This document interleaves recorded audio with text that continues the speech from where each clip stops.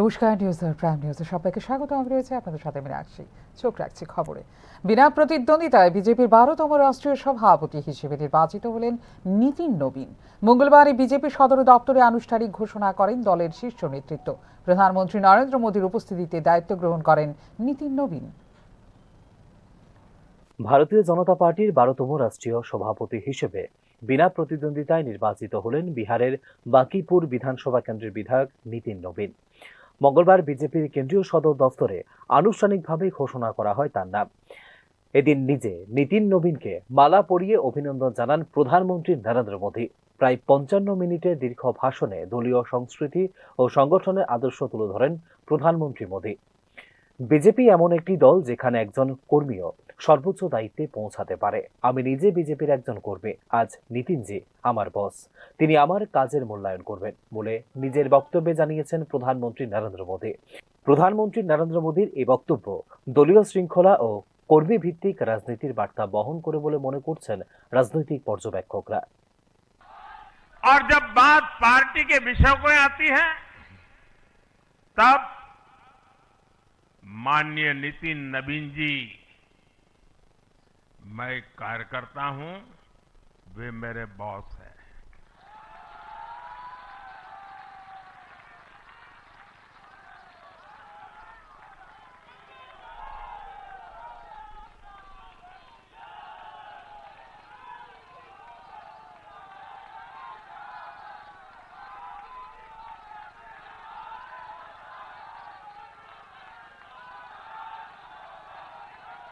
अब माननीय नितिन नवीन जी हम सभी के अध्यक्ष हैं।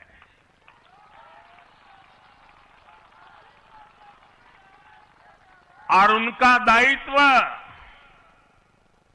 सिर्फ भाजपा को भी संभालना इतना नहीं है, एनडीए के सब साथियों के बीच भी उन्होंने तालमेल का बहुत बड़ा दायित्व भी देखना होता है। আমরা এমন একটি রাজনৈতিক দলের সদস্য যেখানে রাজনীতি ক্ষমতার ভোগ নয়, বরং ত্যাগের সাধনা। রাজনীতি কোনো পদ নয়, এটি একটি দায়িত্ব, এটি তপস্যা বলে জানিয়েছেন ভারতীয় জনতা পার্টির সর্বভারতীয় সভাপতি নীতিন নবীন। দল ও সংগঠনের আদর্শকে সামনে রেখেই তিনি আগামী দিনে কাজ করবেন বলে জানিয়েছেন তিনি। महीने में तमिलनाडु, असम, बंगाल, केरल और पुडुचेरी में चुनाव होने जा रहा है और वहां की डेमोग्राफी की पूरी चर्चा हो रही है। किस प्रकार से बदले हुए डेमोग्राफी में वहां चीजें बदल रही हैं और हमारे लिए अपने आप में एक चुनौती है, लेकिन हम पूरी तरह से आश्वस्त हैं कि भाजपा का कार्यकर्ता अपने संघर्ष और परिश्रम के बल पर इन 5 राज्यों में सशक्त भाजपा का नेतृत्व प्रदान करने जाएगा। और हम हमेशा विश्वास करते हैं कि हमें अपनी आस्थाओं के केंद्र के लिए और सनातन परंपराओं को केंद्र को बचाने की लड़ाई अगर लड़नी है तो निश्चित रूप से अपने देश को सुरक्षित रखने की लड़ाई लड़नी है। तो इन 5 राज्यों में हमें एक मजबूत গত বছরের 14 ডিসেম্বর 2025 তারিখে বিজেপির ভারপ্রাপ্ত রাষ্ট্রীয় সভাপতি নিযুক্ত করা হয়েছিল নীতিন নবীনকে। মাত্র 1 মাসের মধ্যে পূর্ণকালীন সভাপতি দায়িত্ব পেলেন তিনি। সবচেয়ে তাৎপর্যপূর্ণ বিষয় হলো শূন্য বেতনে দেশের সবচেয়ে ধনী রাজনৈতিক দলের নেতৃত্ব দিচ্ছেন নীতিন নবীন। নির্বাচন কমিশনে জমা দেওয়া তথ্য অনুযায়ী বিজেপির তহবিলে রয়েছে 10,107 কোটিরও বেশি টাকা। দেশের 772টি জেলায় দলের নিজস্ব জমি ও অফিস রয়েছে এবং বহু ক্ষেত্রে অফিস পরিচালনার খরচ মেটানো হয় স্থায়ী আমানতদের সুদ থেকে। প্রায় 18 কোটি সদস্য, শক্তিশালী তৃণমূল সংগঠন এবং বর্তমানে 20টি রাজ্যে সরকার, সব মিলিয়ে বিজেপি আজ কেবল একটি রাজনৈতিক দল নয়, বরং এক সুসংগঠিত রাজনৈতিক যন্ত্র বলে মনে করেন বিশ্লেষক মহল। তবে নীতিন নবীনের সামনে চ্যালেঞ্জও কম নয়। 2026-27 সালে উত্তরপ্রদেশ, পশ্চিমবঙ্গ, গুজরাট, পাঞ্জাব, তামিলনাড়ু ও কেরালার মতো গুরুত্বপূর্ণ রাজ্যগুলিতে অনুষ্ঠিত হতে চলেছে বিধানসভা নির্বাচন। এই রাজ্যগুলিতে বিজেপি রাজনৈতিক অবস্থান আরও মজবুত করা এবং বিশাল সংগঠনকে এক সূত্রে বেঁধে এগিয়ে নিয়ে যাওয়াই হবে নতুন সভাপতির প্রধান দায়িত্ব। ব্যুরো রিপোর্ট, নিউজ নাও।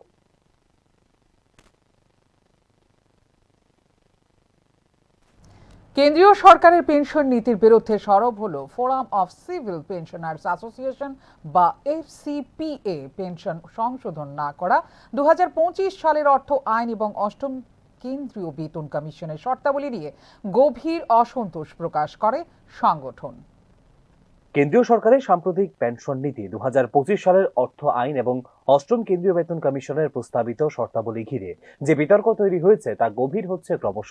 সাংবাদিক সম্মেলনে সেই অসন্তোষকে আরো স্পষ্ট করে তুলেছে forum of civil pensioners association বা এফসিপিএ। এফসিপিএ এর অন্যতম প্রধান আপত্তি 2025 সালের অর্থ আইনের বৈধতা ধারাকে ঘিরে। সংগঠনের মতে এই আইন সরকারকে পেনশন সংক্রান্ত সিদ্ধান্ত প্রত্যাখ্যান বা পরিবর্তনের একতরফা ক্ষমতা প্রদান করছে। এর ফলে ভবিষ্যতে আইনি সুরক্ষা হারাতে পারে বর্তমান পেনশনভোগীরা। আর্থিক শৃঙ্খলার যুক্তিতে সরকার নীতিগত স্বাধীনতা চাইতেই পারে, কিন্তু সেই স্বাধীনতা যদি বিদ্যমান পেনশন অধিকার ক্ষুণ্ণ করে তাহলে তা সাংবিধানিক ন্যায় বিচারের প্রশ্ন তোলে বলে জানিয়েছে সংগঠন। পেনশন সমতা দীর্ঘদিন ধরে পেনশনভোগীদের একটি প্রধান দাবি। সরকার এই মৌলিক সমস্যার কোনো সমাধান না করে নতুন নিয়ম আরোপ করছে, যা বৈষম্য আরো বাড়াতে পারে বলে অভিযোগ সংগঠনের। অষ্টম কেন্দ্রীয় বেতন কমিশনের শর্তাবলী নিয়েও তীব্র আপত্তি রয়েছে সংগঠনের। কমিশনের কাঠামোতে পেনশন সংশোধনের বিষয়টি অন্তর্ভুক্ত নয় এবং আলোচনার প্রক্রিয়ায় পেনশনভোগীদের প্রতিনিধিত্ব নেই বলেও অভিযোগ করে সংগঠন। ভাবে উল্লেখ ছিল। এইবার আমরা লক্ষ্য করলাম দিল্লি বিধানসভা নির্বাচনের আগে পে কমিশন গঠন করার ঘোষণা হলেও প্রায় 9 মাস পরে গিয়ে পে কমিশন গঠন করা হলো এবং টার্মস অফ রেফারেন্স যেটা সেটা প্রকাশ করা হলো। সেই টার্মস অফ রেফারেন্স বা বিচার্য বিষয় যেটা, সেটাতে কিন্তু পেনশনারদের পেনশন রিভিশনের ব্যাপারে কোনো বক্তব্য নেই। পেনশনার্স বলতে মেইনলি ওল্ড পেনশন সিস্টেম, অর্থাৎ যারা অলরেডি রিটায়ারমেন্টে গেছেন তাদের ব্যাপারে কোনো বক্তব্য নেই। বরঞ্চ বলা হয়েছে যখন এমোলিউমেন্টস অর্থাৎ বেতন এবং পেনশন রিভিশন করবে অন্যদের জন্য, সেক্ষেত্রে নন কন্ট্রিবিউটরি এবং আনফান্ডেড এই দুটো শব্দ ইউজ করেছে, যেগুলো নিয়ে আমরা সারা ভারতের যে কেন্দ্রীয় সংস্থা আছে national coordination committee of pensioners association, এই পরিস্থিতিতে আগামী 13 ফেব্রুয়ারি গোটা দেশের পাশাপাশি রাজ্যব্যাপী ধর্ণা এবং রাজ্যভিত্তিক কনভেনশনের ঘোষণা দিয়েছে সংগঠন। 3টা বিষয় নিয়ে পে কমিশন গঠন হওয়ার পরে আমরা গভর্নমেন্ট অফ ইন্ডিয়ার কাছে 3টা স্টেপে এর মধ্যে আবার আপনার সিগনেচার ক্যাম্পেইন, সেটা পোস্ট কার্ডের মাধ্যমে হতে পারে বা আমাদের এখান থেকে আমরা যেটা করেছি সেন্ট্রাল গভর্নমেন্ট যারা পেনশনার যারা আছে এর মধ্যে আছে আপনার ত্রিপুরা ইউনিভার্সিটি আছে, সেন্ট্রাল গভর্নমেন্ট পেনশনার্স অ্যাসোসিয়েশন যার মধ্যে এজি, ইনকাম ট্যাক্স, কাস্টমস এরা সবাই আছে এবং বিএসএনএল, আমরা সবাই মিলে আমরা 350 জনের মতো সিগনেচার করে আমরা সেই সিগনেচারের কপি আমরা পাঠিয়েছি প্রাইম মিনিস্টারের কাছে। এটা হচ্ছে পার্ট অফ দ্য প্রোগ্রাম, যে আমাদের প্রোগ্রাম যেটা চলছে তার এটা। এবং 9 তারিখে গেল ধর্ণা এবং আগামী 13ই ফেব্রুয়ারি স্টেট লেভেলে আমাদের ধর্ণা হবে এই দাবির ভিত্তিতে। এবং তারপরে যেটা আছে আপনার বিভিন্ন পলিটিক্যাল পার্টিগুলোর সঙ্গে আমাদের যে দাবি, আমাদের যে অবিচার যেটা হচ্ছে পেনশনারদের প্রতি, সেটা সম্পর্কে অবহিত করে পলিটিক্যাল পার্টিগুলোকে আমাদের যে মতামত যেটা সেটা তুলে ধরা।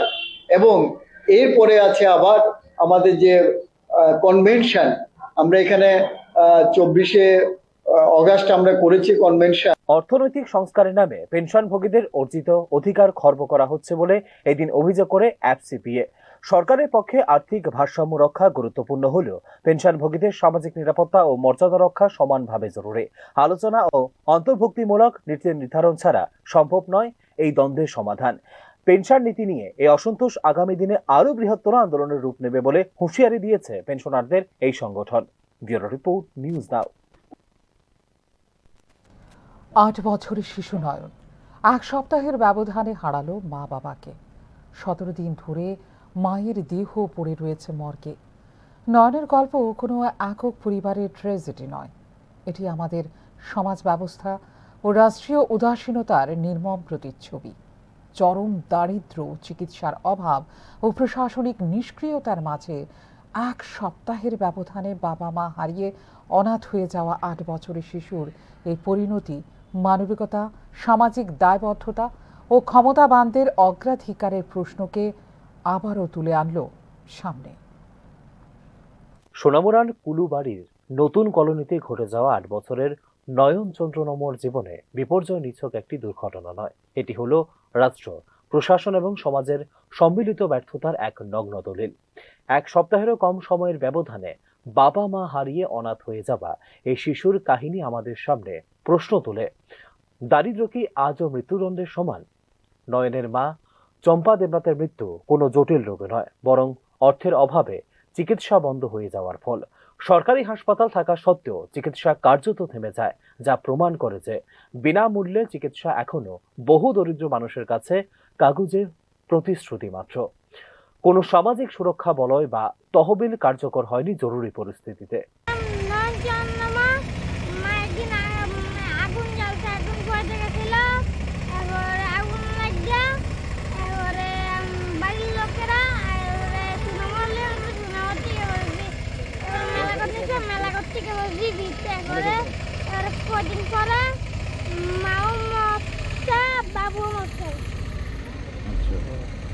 স্থানীয়দের দাবি অনুযায়ী পঞ্চায়েতকে বিষয়টি জানানো হয়েছিল, তবুও না মিলেছে চিকিৎসা সহায়তা, না মিলেছে আর্থিক বা সামাজিক নিরাপত্তা।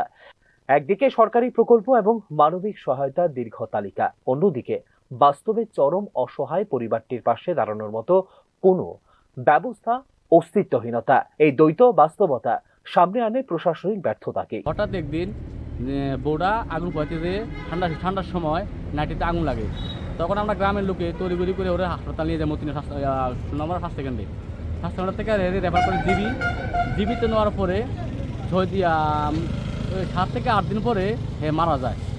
মারা যাওয়ার পরে একটা ছেলে আছে, তার 8 বছরের বাচ্চা। তখন হঠাৎ এর বাবাও মারা যায় এর 5 দিনের মাথায়। তার আপন বলতে কেউ নাই। বাবা মা হারিয়ে নয়নের চাইল্ড হোমে ঠাঁই পাওয়া রাষ্ট্রের শেষ আশ্রয় হলেও এটি কোনো সমাধান নয় বলে মনে করছেন সমাজতত্ত্ববিদরা। মানসিক আঘাত, নিরাপত্তাহীনতা ও অনিশ্চিত ভবিষ্যৎ অর্থাৎ এই শিশুর সামনে এখন দীর্ঘ লড়াই। চাইল্ড প্রোটেকশন মেকানিজম কি সক্রিয় হয় কেবল ট্র্যাজেডির পর, তা নিয়েই উঠছে প্রশ্ন। শ্মশানঘাটের ফটোটা ফেসবুকে পোস্ট করছি যে ছেলেটার বাপ মা একসাথে মারা গেছে 5 দিনের মাথায়। তাহলে একটা পোস্ট করলে এখন সোশ্যাল মিডিয়ার মাধ্যমে তাহলে অনেক মানুষকে এটা দেখতে পায়, অনেকে লাইক কমেন্ট, প্রায় 60টা থেকে 70টা আমাদের শেয়ার হয়েছে, অনেকটি লাইক কমেন্ট হয়েছে। তো নিশ্চয়ই সবার চোখে পড়ছে। তাহলে একটা এত বড় দুর্ঘটনা ঘটতে গেল, বাপ মা একসাথে মারা গেল আগুন লেগে, আর বিক্ষোভের তাহলে একটা দুঃখের বিষয়। তারা বুঝি কেউ বুঝি এটা শুনছে না, এটা বুঝতে পারতেছি না। তারা বিভিন্ন এই ঘটনায় কোনো একজন দায়ী নয়, দায়ী রয়েছে রাষ্ট্রের, প্রশাসনের, জনপ্রতিনিধিদের এবং সমাজেরও। কারণ দারিদ্র্যের সঙ্গে লড়াই করা মানুষের পাশে দাঁড়ানো কেবল দয়া নয়, এটি হলো সাংবিধানিক ও নৈতিক দায়িত্ব।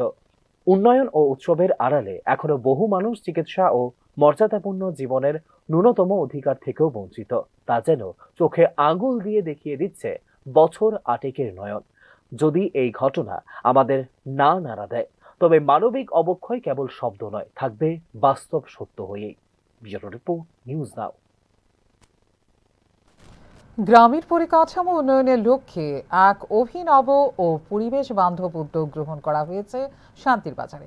প্লাস্টিক বর্জ্যকে কাজে লাগিয়ে নতুন রাস্তা নির্মাণের মাধ্যমে একদিকে যেমন পরিবেশ রক্ষা করা হচ্ছে, তেমনি প্রত্যন্ত এলাকার মানুষের দীর্ঘদিনের যোগাযোগ সমস্যাও মিলছে স্থায়ী সমাধান।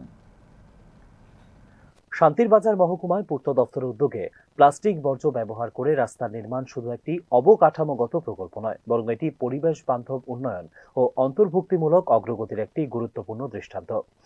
RIDF প্রকল্পের আওতায় প্রায় 4 কোটি টাকা ব্যয়ে 3 কিলোমিটার দীর্ঘ এই রাস্তা নির্মাণ দক্ষিণ জেলার গ্রামীণ উন্নয়নের ক্ষেত্রে উন্মোচন করছে নতুন দিক। প্লাস্টিক বর্জ্য বর্তমানে দেশের অন্যতম বড় পরিবেশগত সংকট। এই বর্জ্যকে রাস্তা নির্মাণে কাজে লাগানো হলে একদিকে যেমন প্লাস্টিকের পুনর্ব্যবহার নিশ্চিত হয়, তেমনি বৃদ্ধি পায় রাস্তার গুণমান।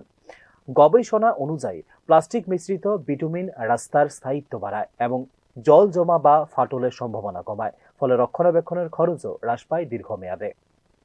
এটা টোটাল 3 কিলোমিটার রাস্তা, 4 কোটি টাকা প্রজেক্ট কস্ট। RIDF এর আন্ডারে এটা নতুন টেকনোলজিতে কাজ হচ্ছে, যেখানে 92% বিটুমিন, 8% প্লাস্টিক দিয়ে রাস্তাটি করা হচ্ছে। হয়েছে এই রাস্তাটা কি আগেও করা হয়েছে এরকম না এই না, এই শান্তিবাজার মহকুমা এই প্রথম? এই প্রথম করছে এটা দক্ষিণ ত্রিপুরার মধ্যে। এই প্রযুক্তি হ্যাঁ, প্রথম করছে। এই প্রযুক্তি নিয়ে আমি কলকাতাতে একটু ট্রেনিং করে এসেছি স্বচ্ছ ভারত মিশনে থাকতে। ওটাতে দেখানো হয়েছে যে প্লাস্টিক দিয়ে যে ওয়েস্ট প্লাস্টিক ইউজ করলে ওটার ভিটামিনের যে ইয়েটা ভিসকোসিটিটা বেড়ে যায় এবং এটা লংজিভিটি নাকি বেড়ে যায় আর কি। গবিনবাড়ি থেকে অনুরামপাড়া পর্যন্ত এই রাস্তা নির্মিত হলে 8টি পাড়ার জনজাতি অধ্যুষিত এলাকার মানুষ উপকৃত হবেন সরাসরি। শিক্ষা, স্বাস্থ্য পরিষেবা, কৃষিপণ্য পরিবহন ও জরুরি পরিষেবার ক্ষেত্রে যোগাযোগের বাধা হ্রাস পাবে অনেকটাই। মূল স্রোতের অর্থনৈতিক কর্মকাণ্ডের সঙ্গে যুক্ত হওয়ার সুযোগ পাবে দীর্ঘদিন ধরে বিচ্ছিন্নতার শিকার থাকা এই জনবসতিগুলি। আগামীতে আরো করার পরিকল্পনা আছে এরকম? এটা তো দপ্তরে এটার পরিকল্পনা আছে ওয়েস্ট প্লাস্টিক ইউজ করে ভিটামিন সাবস্টিটিউট হিসেবে ব্যবহার করার জন্য গভর্নমেন্ট এটার পদক্ষেপ নিচ্ছে। এতে রাস্তার যেমন গুণমান বাড়বে, পাশাপাশি এই যে ওয়েস্ট প্লাস্টিক গুলো কাজে লাগবে। নিরবিচ্ছিন্ন যোগাযোগের দীর্ঘদিনের দাবি পূরণ হওয়ায় স্থানীয় মানুষের মধ্যে স্বাভাবিকভাবেই বেড়েছে উৎসাহ ও প্রত্যাশা। তবে অতীত অভিজ্ঞতা থেকে তারা চান রাস্তা যেন কাগজে কলমে নয়, বাস্তবে দীর্ঘস্থায়ী হয়। তাই এই প্রকল্পের মাধ্যমে সরকারের প্রতি মানুষের আস্থা কতটা দৃঢ় হয় সেটিও নজরে রাখার বিষয়। গ্রামীণ এলাকায় প্লাস্টিক বর্জ্য দিয়ে রাস্তা নির্মাণ একটি ইতিবাচক ও ভবিষ্যৎমুখী পদক্ষেপ। এই সঠিক বাস্তবায়ন হলে দক্ষিণ জেলা তো বটে, গোটা রাজ্যের গ্রামীণ সড়ক উন্নয়নের জন্য একটি মডেল প্রকল্পে পরিণত হতে পারে এই উদ্যোগ। Bureau report, news. ত্রিপুরায় মনরেগা প্রকল্প পুনরুদ্ধারের দাবিতে ধারাবাহিক আন্দোলন কর্মসূচির কথা ঘোষণা করল ত্রিপুরা প্রদেশ কংগ্রেস কমিটি। মঙ্গলবার এক বৈঠক শেষে সংবাদ মাধ্যমের মুখোমুখি হয়ে মনরেগা বাঁচাও সংগ্রামের কর্মসূচির বিস্তারিত রূপরেখা তুলে ধরেন পিসিসি সভাপতি আশিস কুমার সাহা। আগামী 30শে জানুয়ারি রাজ্য জুড়ে গণ অবস্থান, 6 ফেব্রুয়ারি জেলা ভিত্তিক ডেপুটেশন এবং 15 ফেব্রুয়ারি আগরতলা লোক ভবন ঘেরাও কর্মসূচি পালন করা হবে বলে জানিয়েছেন তিনি। মনরেগা প্রকল্প কার্যত অচল হয়ে পড়েছে, ফলে গ্রামীণ শ্রমজীবী মানুষ চরম আর্থিক সংকটে পড়ছেন বলে অভিযোগ কংগ্রেসের। এই পরিস্থিতির বিরুদ্ধে সংগঠিত আন্দোলনের মাধ্যমে সরকারকে চাপ দেওয়া হবে বলে জানান পিসিসি সভাপতি। তাদের যে ন্যায্য প্রাপ্তি সেটা পাচ্ছে না। আমাদের রাজ্যে রেগার কাজ একরকম ধরে নিতে হবে গ্রামে গঞ্জে, এটা বন্ধ করে দেওয়ার পথে, এবং যেখানেও হচ্ছে একটা পাহাড় প্রমাণ দুর্নীতি। কোটি কোটি টাকা এই সরকারের 7.5 বছরের উপরে যারা এইখানে এই MGNREGA এখানে চালিয়েছে, পঞ্চায়েতগুলিতে নির্বাচনবিহীন সেখানে পঞ্চায়েত গঠন করেছে। প্রধান উপপ্রধানরা আজকে আঙ্গুল ফুলে কলা গাছ। পঞ্চায়েতের প্রতিনিধিদের বাড়িতে বড় বড় অট্টালিকা সম বাড়ি, তাদের গাড়ি হাঁকাচ্ছে, ব্যাংক ব্যালেন্স বাড়ছে, সাধারণ গরিব অংশের মানুষ কাজ পাচ্ছে না। আর কাজ করলেও সময় মতো মজুরি পাচ্ছে না, সঠিক মজুরি প্রদান করা হচ্ছে না। এই কাজের মজুরি নিয়েও দলবাজি যেমন আছে, তাদের কাছ থেকে কাটমানি নিয়ে একটা কোটি কোটি টাকা অর্থ নানাভাবে দুর্নীতি হয়েছে। MGNREGA এই দেশ থেকে তুলে দিয়ে নতুন আইনে ওই ঠিকাদারদের সঙ্গে মিলেমিশে শাসক দল যেন একটা বড় অর্থ লোপাট করতে পারে আর মানুষকে অর্থনৈতিকভাবে দুর্বল বানিয়ে ওই সরকারের যে ডোল নির্বাচনের সময়, ওই যে বিহারে আমরা দেখলাম, এখন 10,000 দিচ্ছি, ভোটের পরে 2 লাখ দেব। ঠিক রাজস্থানে বলেছে 500 টাকা ধরে গ্যাস প্রদান করবে, নির্বাচনের পরে খুঁজে পাওয়া যাচ্ছে না।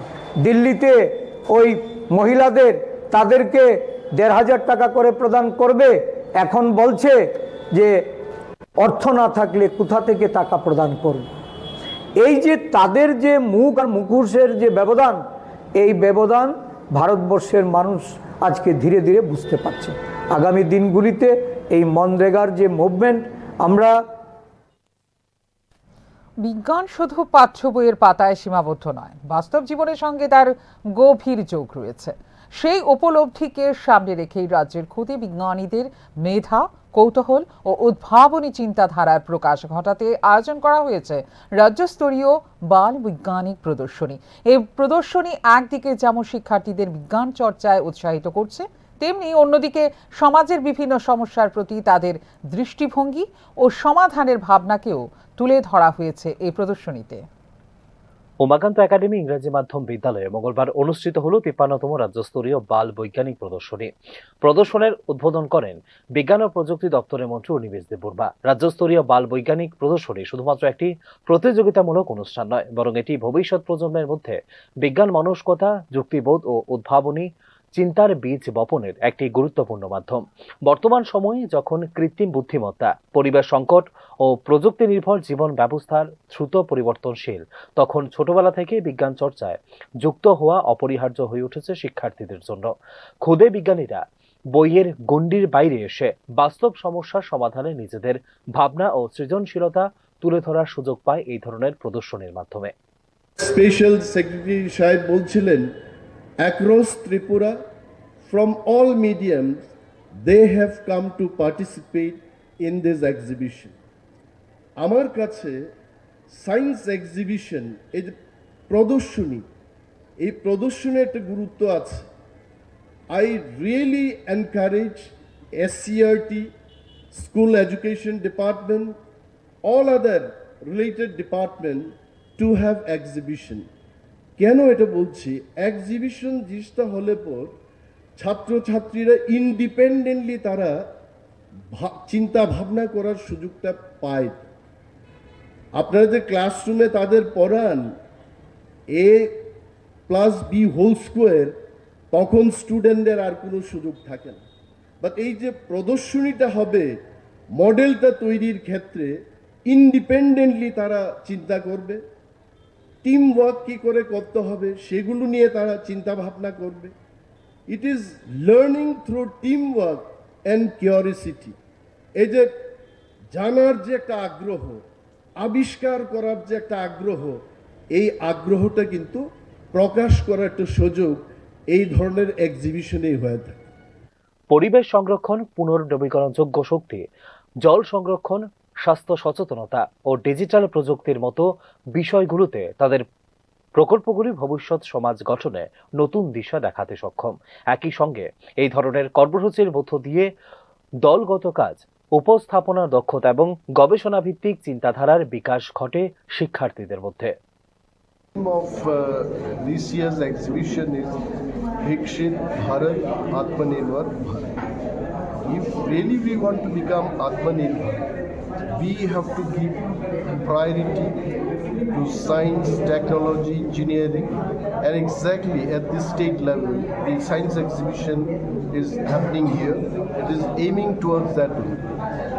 And you must be seeing the models, you see.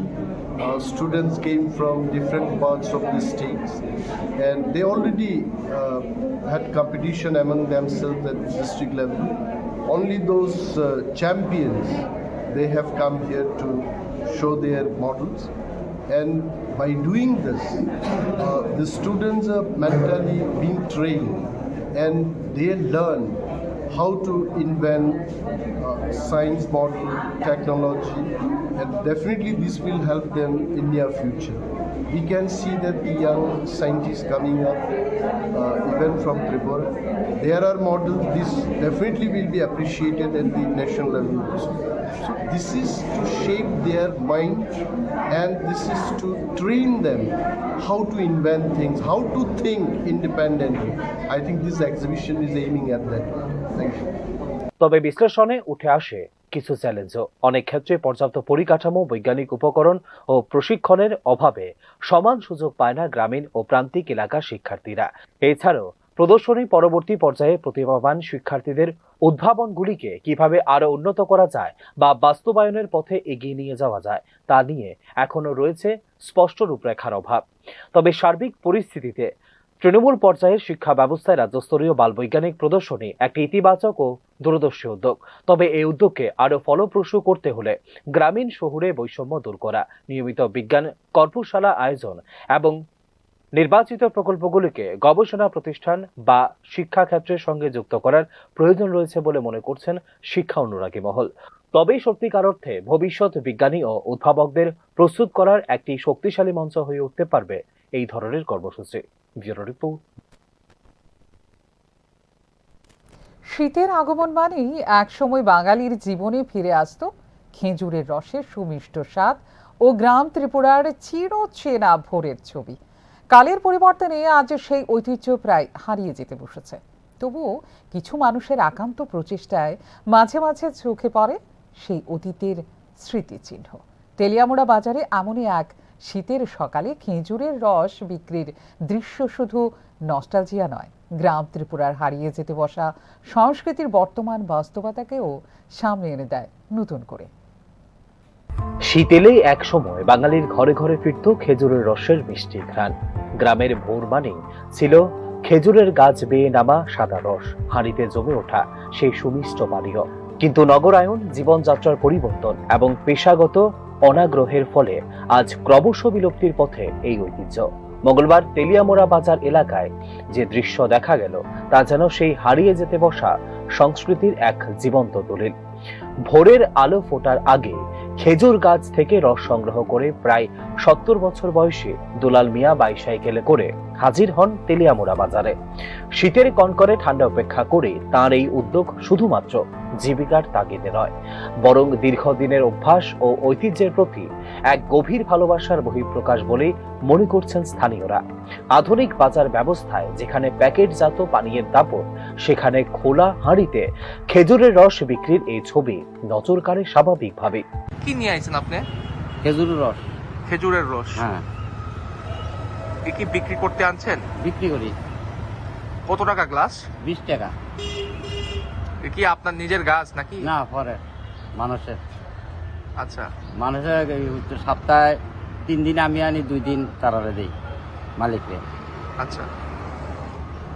আপনি এই খেজুরের রস বিক্রি করে এসে কি আপনি চলেন নাকি? হ্যাঁ, আমার সংসারটা এমনি চলে। আর কোনো রোজগার নাই? না। কি নাম আপনার? দুলাল মিয়া। কোন জায়গায় বাড়ি আপনার? নয়াবাড়ি। ছোটবেলায় গ্রামে শীতকাল মানেই ছিল খেজুরের রস। পরিবারের সবাই মিলে ভোরে বসে সেই রস পান করার আনন্দ আজ আর সচরাচর দেখা যায় না। তাই দুলাল মিয়ার রস শুধু তৃষ্ণা মেটাচ্ছে না, মেটাচ্ছে মানুষের শৈশবে নস্টালজিয়া বলে প্রতিক্রিয়া দিলেন স্থানীয়রা। এই আবেগী যোগসূত্রই প্রমাণ করে খেজুরের রস বাঙালির সংস্কৃতিতে কেবল একটি পানীয় নয়, বরং একটি সামাজিক স্মৃতির অংশ। তবে এই ছবির অন্য একটি দিকও রয়েছে। খেজুরের রস সংগ্রহের সঙ্গে যুক্ত শিউলি বা শিয়ালজাত রোগ সহ স্বাস্থ্য ঝুঁকি, পরিশ্রম সাধ্য কাজ এবং পর্যাপ্ত সরকারি সহায়তার অভাব আজ সংকটের মুখে ঠেলে দিয়েছে এই পেশাকে। ফলে নতুন প্রজন্ম এই পেশায় আসতে আগ্রহী নয়। দুলাল মিয়ার মতো হাতে গোনা কয়েকজনই এখনো বহন করে চলেছে এই ঐতিহ্য। মনে করেন 2 মাস বা 3 মাসের সিজনের ব্যবসা হয়? এখন অন্য কাজ করেন? কিরকম ডিমান্ড আছে বাজারে এখন? মোটামুটি চলে, ভালোই, খারাপ না। মানুষে খাইতে চায়নি? খায় না। শীতের সকালে তো এটার একটা আমেজ আছে আলাদা। হ্যাঁ, সকালে তো আমরা খালি পেটে খাইলে সত্যিকার ভালো উপকার, খরচাও পরিষ্কার হয়। এরপর 1 নাম্বার আপনার কিডনির লেগে বিরাট উপকার খালি পেটে খাইলে। বিশেষজ্ঞদের মতে স্থানীয় প্রশাসন যদি স্বাস্থ্যবিধি মেনে খেজুরের রস সংগ্রহ ও বিপণনের জন্য প্রশিক্ষণ ও সহায়তা প্রদান করে, তবে আবারও নতুন প্রাণ পেতে পারে এই ঐতিহ্য। পাশাপাশি গ্রামীণ পর্যটন ও হেরিটেজ ফুড হিসেবে খেজুরের রসকে তুলে ধরা হলে তা গ্রামীণ অর্থনীতির জন্য বয়ে আনতে পারে সুফল। তেলিয়ামুড়া বাজারে দুলাল মিয়ার উপস্থিতি তাই শুধুই এক দিনের দৃশ্য নয়, এটি হলো গ্রাম ত্রিপুরার হারিয়ে যেতে বসা সংস্কৃতিকে বাঁচিয়ে রাখার এক নীরব সংগ্রামী প্রতিবাদও। ব্যুরো রিপোর্ট, নিউজ নাও।